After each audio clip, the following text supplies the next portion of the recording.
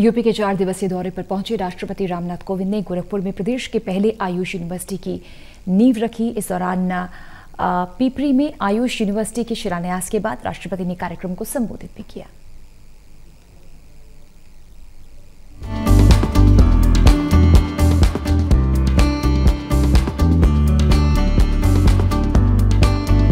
उत्तर प्रदेश में 4 साल के भीतर दूसरी बार गोरखपुर आए राष्ट्रपति रामनाथ कोविंद ने शनिवार को भटहट के पिपरी में स्थित प्रदेश के पहले आयुष विश्वविद्यालय की आधारशिला रखी।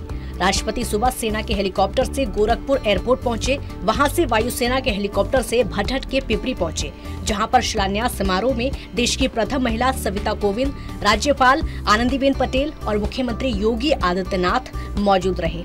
दरअसल प्रदेश के आयुष मंत्री धर्म सिंह सैनी ने इन सभी का अभिवादन किया। राष्ट्रपति ने यहां आयुष विश्वविद्यालय के शिलान्यास के साथ ही गोरखनाथ विश्वविद्यालय में अस्पताल भवन का भी उद्घाटन किया। राष्ट्रपति ने अपने संबोधन में आयुष विश्वविद्यालय के बारे में कहा कि शरीर ही सारे कामों को पूरा करने का पहला साधन होता है, इसलिए शरीर को स्वस्थ रखना सबसे ज्यादा जरूरी है।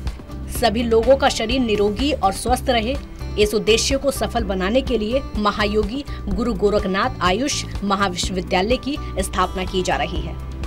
महायोगी गुरु गोरखनाथ आयुष विश्वविद्यालय के शिलान्यास स्थल पर पहुंचकर राष्ट्रपति रामनाथ कोविंद ने सबसे पहले वैदिक मंत्रोच्चार के बीच भूमि पूजन करके आधारशिला रखी और बाद में मंच पर पहुंचकर शिलान्यास पट्टिका का अनावरण किया।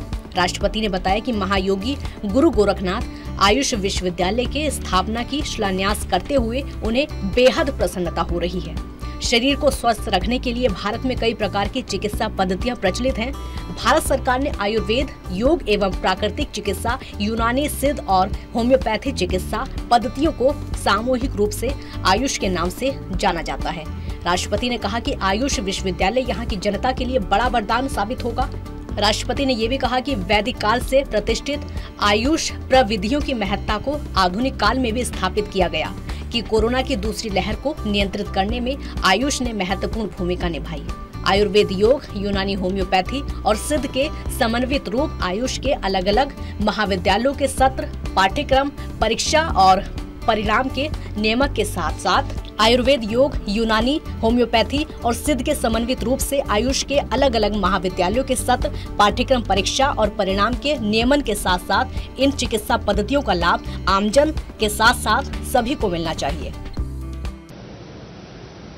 मैं आज आकर मुझे बहुत हर्ष की अनुभूति हो रही है।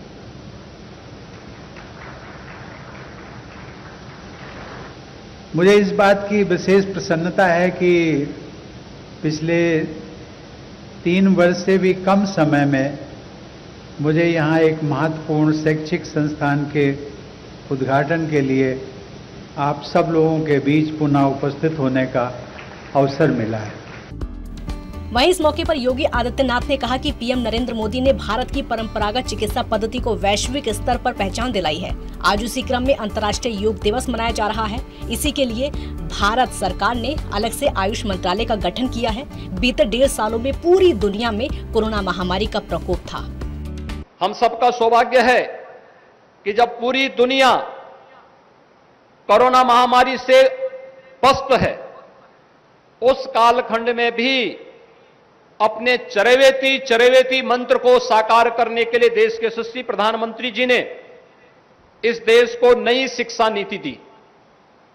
नई शिक्षा नीति में न केवल शासन के स्तर पर बल्कि निजी क्षेत्र की भागीदारी के माध्यम से और उसमें भी उन धर्मार्थ संस्थाओं की भूमिका के माध्यम से जो व्यावसायिकता से कोसों दूर रहते हुए विशुद्ध सेवा भाव के साथ शिक्षा और चिकित्सा के क्षेत्र में महत्वपूर्ण भूमिका का निर्वहन कर सकते हैं, जिन्होंने आजादी के बाद किया अभी और आगे भी वे निरंतर कर सकते हैं, उनके लिए नई शिक्षा नीति अनेक प्रकार से नई संभावनाओं को आगे बढ़ाने के लिए अवसर प्रदान करती है।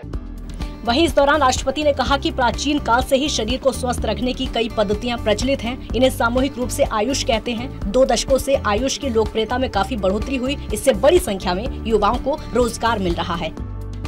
Special desk, total news.